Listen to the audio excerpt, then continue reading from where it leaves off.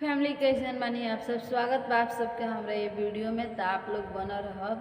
बहुत ही सुंदर एगो शिवा जी के गीत लेकर आयल बानी। तो आप लोग कमेंट करके जरूर बताए लोग कि शिवा जी के गीत आप लोग के कैसन लागल।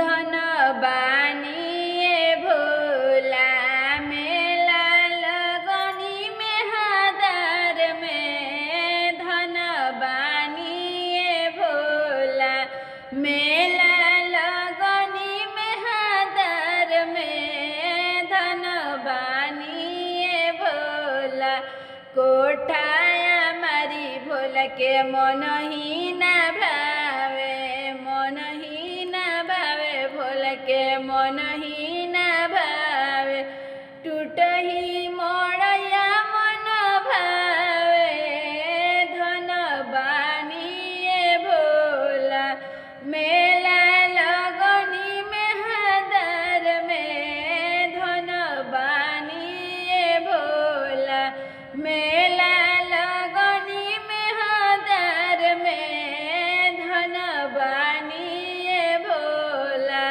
हाथी से घोड़ा भोल के मन ही न भावे, मन ही न भावे भोल के मन ही न भावे, बस